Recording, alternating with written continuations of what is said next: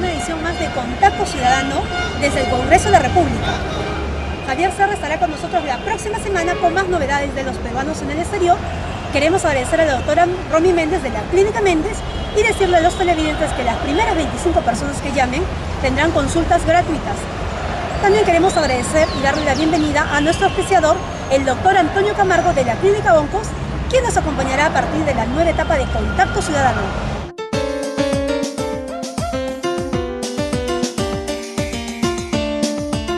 Soy la doctora Romy Méndez, soy cirujano plástico.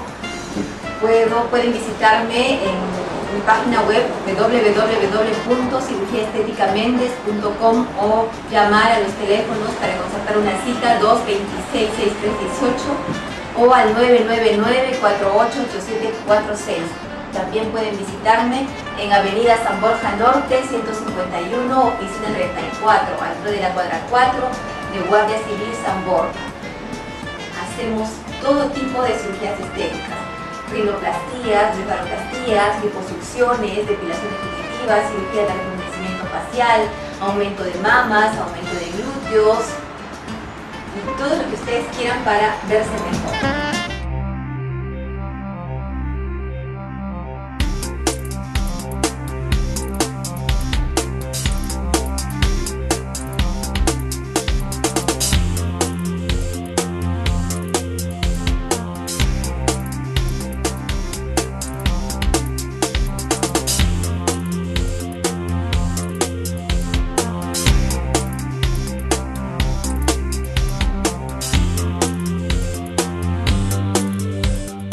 Desde el Congreso de la República estamos con el congresista Renzo Reyardo, quien nos va a comentar qué está pasando con el tema de la inseguridad ciudadana. Bienvenido, congresista, a Contacto Ciudadano. Bueno, muchas gracias. Un saludo a todos nuestros amigos y televidentes de Contacto Ciudadano, a la orden para responder algunas preguntas, inquietudes, en fin, en lo relacionado, y dudas, por supuesto, en lo relacionado a este fenómeno que nos aqueja a todos los peruanos, al principal problema que tenemos los peruanos, que es el de la inseguridad ciudadana, ¿no? que tanto daño hace al país. Congresista, hace 2 días más o menos, se estaba rumoreando en las redes sociales que unos jóvenes desadaptados estaban incentivando a que todos saquearan Real Plaza. ¿Qué está pasando con la seguridad? No solamente era una convocatoria, sino que se consumó el hecho, y por eso es que la DIRINCRI desactivó y desarticuló a esta banda de muchachos que habían planificado a través de las redes sociales este acto que seguramente hubiera sido muy sonado y probablemente con mucha agresividad de por medio. Felizmente se pudo desarticular, pero lo cierto es que ellos estaban decididos a consumar el acto. Y esto es más de lo que ya estamos acostumbrados los peruanos a revisar todas las mañanas cuando nos levantamos a través de los medios de comunicación, los diarios, los canales de televisión, las radios. Todos los días tenemos hechos violentos, hechos delictivos. Hay muchos muertos de por medio, hay mucha sangre derramada producto de la delincuencia y de la criminalidad. Y este es el nuevo terrorismo, el neoterrorismo, como algunos lo han llamado, porque está generándole un daño irreparable a la sociedad y por supuesto a la economía del país. Y si esto no lo acabamos con medidas al corto plazo, con medidas inmediatas, con medidas radicales, que es lo que tiene que hacer el gobierno central, y esto no es responsabilizar a nadie en particular, pero el gobierno central tiene que tomar medidas en el corto plazo, porque no lo puede hacer ninguna otra entidad más que el gobierno central, y ahora explico por qué. Si no lo hacemos así y si no se toma en cuenta que esto se tiene que combatir de esa manera, vamos a hacer muy poco. ¿Qué está pasando, congresista? Disculpe que le interrumpa. ¿Por qué se está viendo que muchos jóvenes entre 11 a 18 años ahora son sicarios profesionales? ¿Qué está pasando? ¿Cómo erradicar esta...? Porque ahí hay varios aspectos en los que no se han trabajado en los últimos tiempos. Uno de ellos, evidentemente, es el de la prevención, es el del lado educacional, el de fortalecer... La educación prima también, por supuesto, sobre todo porque tenemos que tener ciudadanos y adolescentes y jóvenes que sean provechosos para la sociedad. Entonces, nosotros hemos planteado desde la Comisión de Seguridad Ciudadana, en el momento en que yo tuve la dicha y la fortuna de ser su presidente, planteamos, entre otros aspectos, que se modifique la currícula en el lado preventivo de los colegios y que se impartan principios y valores en lo que se refiere al fortalecimiento de la persona humana. Esto no se da en los colegios hoy por hoy. Pero ¿qué pasa, congresista? Disculpe que le interrumpa acá. Usted dice que esto tiene que ver también con el tema de la educación. ¿Qué pasa con esos jóvenes que lamentablemente viven en extrema pobreza y no pueden estudiar? ¿A quién le echamos la culpa? ¿Al gobierno, a la sociedad, a los padres? ¿A quiénes? Lo que pasa es que yo no creo que la violencia esté necesariamente asociada hoy en día, a la pobreza y a las carencias económicas de las familias. Creo que no. Voy a dar un ejemplo muy claro. Antiguamente las grandes estadísticas o los porcentajes mayoritarios de hechos o actos delictivos estaban vinculados a gente que no tenía un pan que llevar a su casa, a su domicilio, cometía un error y por ahí delinquía. Hoy día no. Hoy día los delincuentes que roban un autoparte, los delincuentes que roban un celular, los delincuentes que son carteristas y que todos o casi todos andan armados, que es lo grave y es lo distinto a años atrás, pertenecen a una cadena delictiva que está en manos de unos, diría yo, 20 o 30 capos. Y que esos 20 o 30 capos lavan su dinero, se insertan en la sociedad. Estamos hablando ya de narcotráfico, no, todavía ni siquiera haciendo ese análisis. Esos 20 o 30 capos tienen contactos con la clase política, tienen contactos con los medios de comunicación, tienen contactos en el mundo de la construcción y el dinero que generan producto de este accionar delictivo lo reinvierten, lo tratan de vender como una actividad lícita. ¿Qué quiero decir con esto? Que la actividad delictiva de hoy, y eso lo hemos estudiado y lo hemos revisado y tengo las cifras que respaldan esta versión que estoy dando, pertenece a una actividad económica, pertenece a una industria delictiva. Entonces, no está necesariamente asociado a la falta de una economía producto, digamos, una economía razonable a una situación económica de las familias que pueda ser una economía carente. Entonces, no está asociado a eso. Yo creo que hoy por hoy no está asociado a eso, pertenece ya a una actividad ilícita. ¿Qué quiere decir? ¿Que los chicos se vuelven delincuentes entonces por qué? ¿Por hobby? No. Se vuelven delincuentes porque están desconectados de su familia, porque hay ausencia de valores, hay prácticas indebidas que los hace ganarse el dinero fácil. Pero reitero, no es porque necesariamente pertenezcan a familias pobres o que tengan una economía pauperna. Entonces, el tema de principios y valores es fundamental. El tema de la drogadicción, el tema del pandillaje, la deserción escolar, claro, ahí es donde hay que trabajar. No digo que la economía esté absolutamente ajena, tiene vinculación, pero ya no es el principal factor. El principal factor ahora es el descuido de los padres, de los colegios, de todo este aparato que tiene que haber preocupado por los años iniciales de un ser humano, con sus años formativos. Ahí es donde se tiene que trabajar. Y hay que decir otra cosa interesante. Las bandas criminales, los cabecillas de las bandas criminales, utilizan justamente a menores de edad porque sus faltas son eso, faltas, y no penas. Y las penas son menores. Evidentemente, porque tenemos una legislación que protege al menor, que protege al joven, al niño y al adolescente. Y siempre nos vienen con el rollo de que si no lo hacemos vamos a violar tratados internacionales, cosa que yo creo que es absolutamente falsa.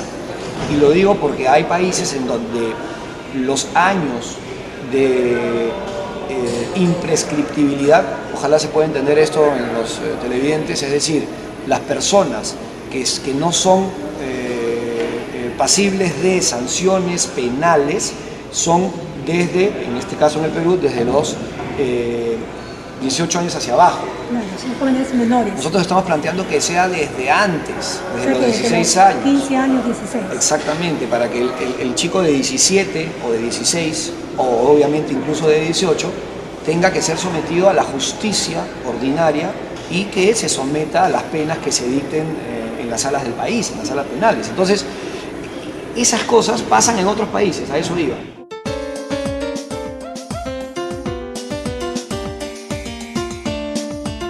Soy la doctora Romy Méndez, soy cirujano plástico, pueden visitarme en mi página web www.cirugíaestéticamendez.com o llamar a los teléfonos para concertar una cita 226-6318 o al 999-488746.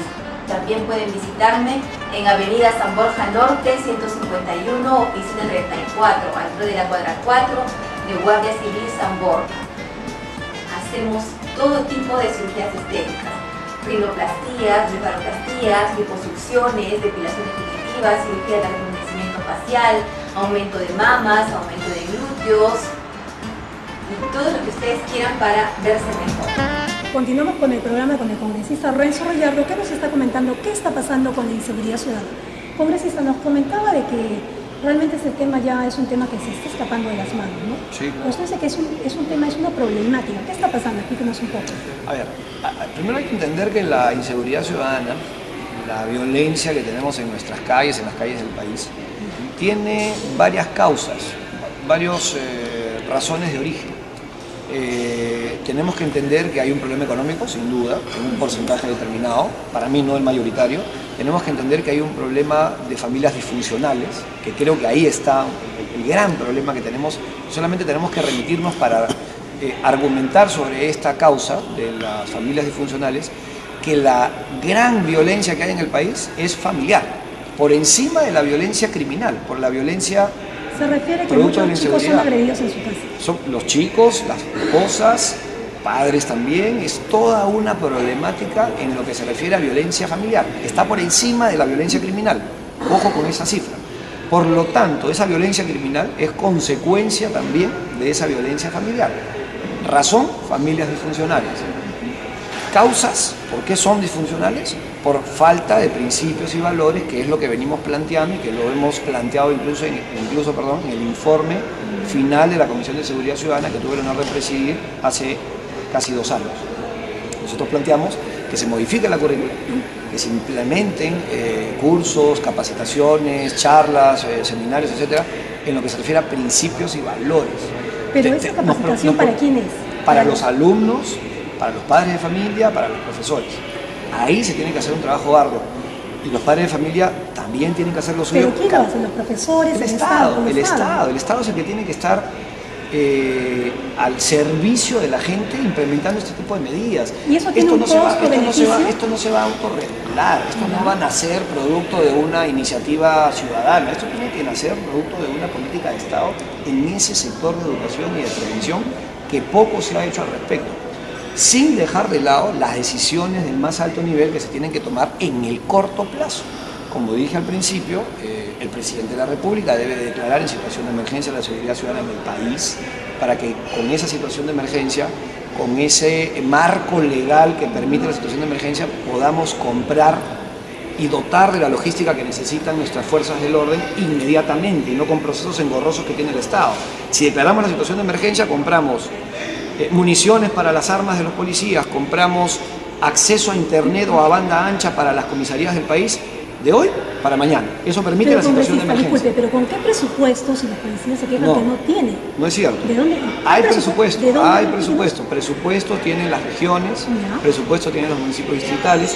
Los municipios distritales, las regiones y obviamente el gobierno central, llámese Ministerio del Interior, llámese Ministerio Público en lo que se refiere al trabajo de los fiscales, llámese Poder Judicial, tienen recursos. ¿Y por qué no lo utilizan si lo tienen? Porque no existe el marco legal adecuado para gastarlos con prontitud.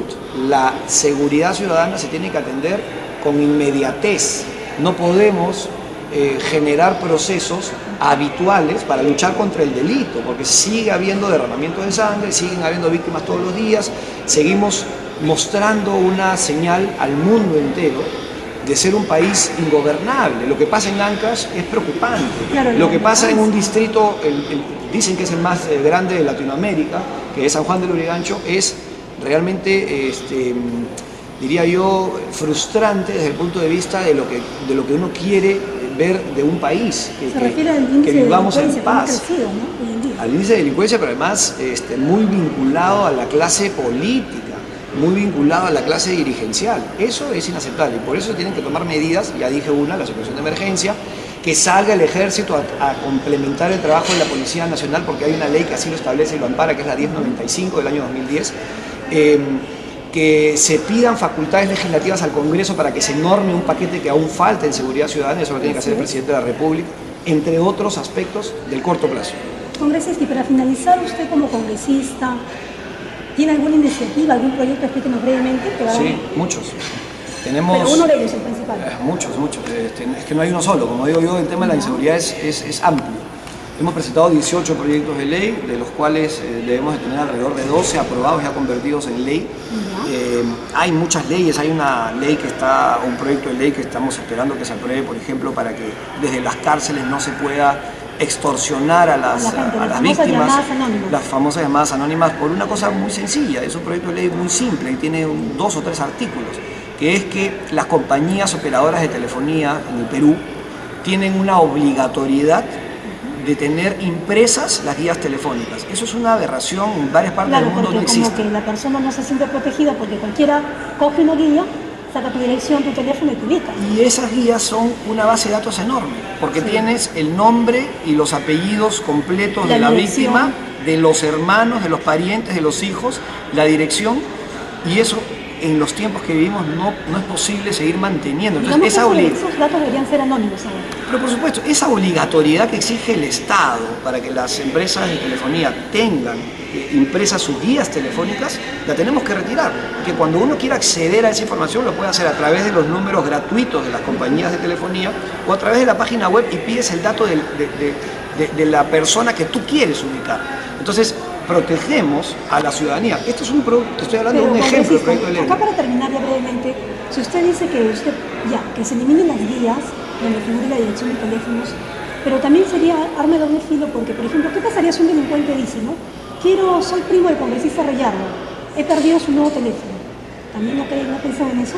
No, porque si sucede eso, ya queda registrada la llamada en la central telefónica y la investigación post-evento, que esperemos no se dé, porque hay una serie de filtros que el operador tiene que tener para dar la información adecuada, la información solicitada, se va a poder ubicar la llamada, porque va a registrarse la llamada de esa persona que está pidiendo la información.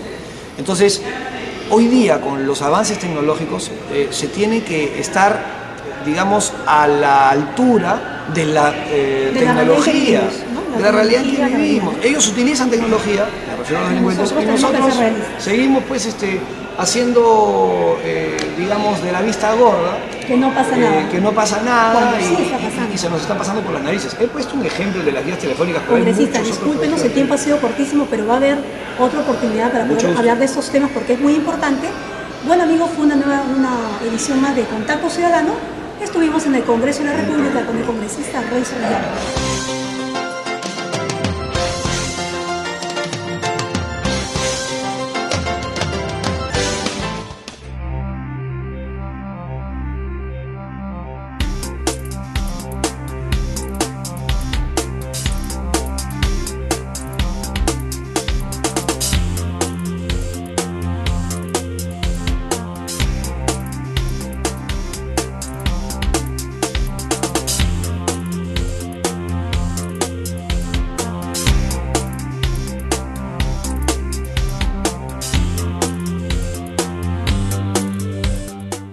Hace 10 años empezamos una tarea especial en el Instituto ONCOS.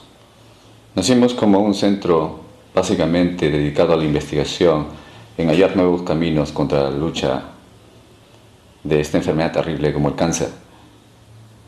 Son 10 años que nos han llevado a realizar múltiples innovaciones hechos en nuestros ambientes, ayudados por profesionales altamente capacitados para combatir esta enfermedad. Desde hace 4 años empezamos investigaciones pioneras aquí en Perú, en Lima, en nuestro centro, con el estudio de anticuerpos monoclonales aplicados directamente a lesiones. Somos el primer centro a nivel mundial que empezó con estas innovaciones y estudiamos los efectos de estos medicamentos administrados localmente. Los efectos de estos los fuimos estudiando en diversos pacientes con enfermedades sumamente avanzadas, especialmente tumores metastásicos, a zonas accesibles, por ejemplo, tumores de colon metastásicos a hígado, cáncer de vías biliares, cáncer de páncreas y otro tipo de neoplasias que eran accesibles para este tipo de métodos, de aplicar directamente los tratamientos a estas zonas. Imagínese usted, tener un tratamiento altamente efectivo, con muy pocas molestias, y que pueda ayudar a controlar de manera muy eficaz la enfermedad. Estas innovaciones nos han hecho como un centro de referencia a nivel nacional y también a nivel internacional o a nivel de Sudamérica desde hace aproximadamente 4 años, donde venimos tratando pacientes con la enfermedad oncológica muy difícil de tratar. Actualmente venimos desarrollando más técnicas en cuanto al combate de esta enfermedad o sus complicaciones. Por ejemplo, últimamente estamos trabajando en el área de microdosis de quimioterapia, a través del implante de catéteres, a través de la aplicación directa de fármacos en la cavidad peritoneal o en la cavidad abdominal. Hemos llegado a controlar de manera muy eficaz enfermedades bastante diseminadas a nivel del abdomen, por ejemplo. El hecho de ir descubriendo de manera muy responsable qué fármacos, las combinaciones, la cantidad de estas a administrar, ha sido un trabajo bastante cuidadoso y meticuloso por parte nuestra. Esto nos ha llevado a otros rumbos y a descubrir que el camino para combatir esta enfermedad no solamente consiste en basarse en las antiguas reglas o normas que rigen el tratamiento oncológico actual, lo que son los famosos protocolos o sistemas esquematizados, bastante utilizados en las grandes instituciones. Actualmente venimos desarrollando también una serie de investigaciones en el área de nutracéutica, es decir, cómo podemos utilizar alimentos o nutrientes para poder ayudar a los pacientes oncológicos. El uso de cierto tipo de compuestos derivados de vegetales, ciertos tipos de frutas, pueden ayudar a combatir esta enfermedad. Eso es lo que estamos estudiando en este momento. La cantidad de personas que consumen productos alternativos para tratar de ayudarse en esta enfermedad es enorme. Y es una pena que muchos profesionales no le presten la adecuada atención a este tipo de fenómeno. Muchos pacientes consumen sus fármacos o consumen estos productos a espaldas de sus médicos. Nosotros tenemos la mente abierta y conversamos directamente con ellos. Inclusive podemos ayudar a dirigir algún tipo de terapia basada en terapias no convencionales, diría. Usted se imagina un alimento, un nutriente, un vegetal consumido diario o consumido de manera periódica, ayudándolo a combatir su propio problema. Mucha gente consume cantidad de productos, muchos de ellos los famosos productos naturales. Cambian sus dietas, consumen dietas alcalinas y nadie investiga eso de una manera meticulosa. ¿Realmente ayuda a este tipo de tratamientos a reforzar el sistema inmunológico, a ayudar a combatir esta enfermedad? Y eso es uno de los campos que hemos abierto en el instituto. Estudiar realmente si estos productos o estos sistemas trabajan o no. Realmente nosotros no abandonamos nuestra línea oncológica convencional o de avanzada, porque sabemos muy bien que la medicina tiene una base científica, y esa base científica nos permite a nosotros conocer a fondo la enfermedad y saber qué fármacos trabajan contra esta, pero también nos permiten estar del lado de la gente, del paciente, y poder compartir con ellos sus dudas sobre la alimentación, sus dudas sobre qué productos pueden utilizar, si es que hay alguno u otro alimento que pueden ayudarlos a que puedan sentirse mejor. Generalmente a nivel mundial, los tratamientos estos, las famosas quimioterapias, son administradas sin ningún tipo de soporte adicional. La tasa de toxicidad, es decir, la tasa de complicaciones inducidas por fármacos, es altísima. El hecho de trabajar y de investigar terapias de soporte que permitan disminuir la toxicidad de estos fármacos altamente tóxicos administrados a los pacientes es una tarea que nos hemos impuesto como una prioridad. Así, nosotros venimos investigando la administración de productos que nos ayudan a combatir la toxicidad de estos tratamientos de manera bastante efectiva. Productos como la vitamina C en altas dosis previa a la quimioterapia, productos como el ozono, productos o derivados del ozono, o ciertos tipos de hidrataciones con múltiples micronutrientes posteriores a la administración de quimioterapia. Hay numerosos estudios que indican que la administración, por ejemplo, de vitamina C posterior a la quimioterapia, y estos son estudios hechos en Alemania, ayudan a los pacientes a tener una muy buena calidad de vida durante la quimioterapia. Y eso nosotros lo sabemos desde hace muchos años atrás. El uso de compuestos o nutrientes como ácidos grasos tipo omega 3 o derivados de ciertos tipos de plantas como los gingeroles que están en el famoso jengibre o los sulforafanos que están en las brasicáceas como el famoso brócoli, nos están ayudando en este momento a abrir nuevas fronteras en la ayuda de pacientes que tienen altas tasas de toxicidad o inclusive a lograr mejores tasas de respuesta en el manejo de esta enfermedad. La medicina, tal como la conocemos hoy, en muchos años cambiará radicalmente. Si bien es cierto, la medicina va del lado de la ciencia, nosotros consideramos que la medicina oncológica todavía es un arte. Si bien es cierto, estamos en la prehistoria de la medicina oncológica, porque no podemos en este momento decir que podemos curar estas enfermedades de una manera categórica. Quizás en unos años no estemos en la prehistoria, estemos quizás un poquito más avanzados y podamos llegar a descubrir nuevos mundos y nuevos caminos para combatir esta enfermedad. El Instituto Oncos no es un centro común de tratamientos, es un centro de terapias altamente personalizadas, donde tratamos de buscar el tratamiento exacto, el tratamiento más idóneo para cada paciente. Esa es la tarea que nos imponemos día a día en el instituto y por eso nosotros creemos firmemente que los sistemas de tratamiento personalizados son el futuro. Muchas gracias. La nueva etapa de Contacto Ciudadano. Hasta la próxima semana.